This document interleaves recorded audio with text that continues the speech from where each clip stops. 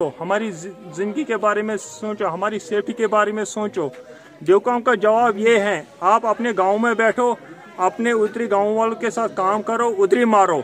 मैं अपने गांव के बाहर आपको नहीं ले सकता हूँ। ये ड्यूकॉम का जवाब है। बोला और मेरे हाथ में कुछ नहीं है, मैं कुछ नहीं कर सकता हूँ आपके लिए। ये ड्यूकॉम। फिर मैं डीसी साहब के पास गया। डीसी साहब पहले बात ही नहीं सुनते, उसके बाद बोलते हैं जो बोलना है बोलो और निकलो यहाँ से, जाओ। ये कौन सा तरीका हुआ उनका? क्या हमारे यहाँ कोई हक नहीं है? जब ड्यूकॉम के हाथ में कुछ नहीं है तो हम यहाँ क्या कर रहे हैं? तो आज क्या मसला हुआ? आज भी वही हुआ जो पहले मेरे भाई के साथ हुआ। आज तक किसी अफसर ने हमारा नहीं सुना। ये 4 महीने हुए, पीछे 5 महीने हुए, किसी ऑफिसर ने नहीं सुना हमारा। हम आज भी यहाँ मार रहे हैं।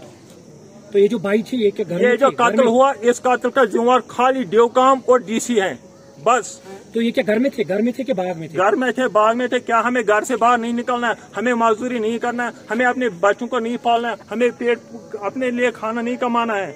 ना हमारे पास नौकरी है, ना कुछ है। हम क्या करेंगे? अभी हम जिला शोपियां के छोटे गांव इलाके में मौजूद है, जहां पर कुछ देर कबल नामालूम अस्करियत पसंदों ने 2 कश्मीरी पंडित भाइयों पर फायरिंग की, जिसके नतीजे में एक कश्मीरी पंडित मौके पर ही अपनी जान गंवा बैठा और दूसरा शदीद तौर पर जख्मी हुआ, जिसे जिला अस्पताल शोपियां से श्रीनगर मुंतकिल किया गया। आपको बता दें कि छोटी गांव इलाके में कुछ कश्मीरी पंडित अभी भी रहाइश पजीर है, जिन्हें हुकूमत की तरफ से सिक्योरिटी फराहम की गई है, लेकिन ये अपने घरों से बाहर निकले थे। एक बगीचे में ये कुछ पेड़ काट रहे थे, तो उसी दौरान नामालूम अस्करियत पसंद वहाँ पे नमूदार हुए, जिन्होंने उन पर फायरिंग की और उसके नतीजे में दोनों कश्मीरी पंडितों को गोलियां लगी और एक अपनी जान गंवा बैठा।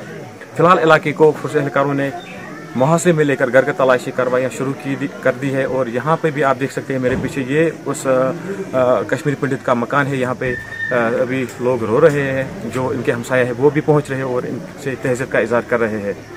ईटी भारत उर्दू के लिए शोपियां से मैं शाहिद टाक।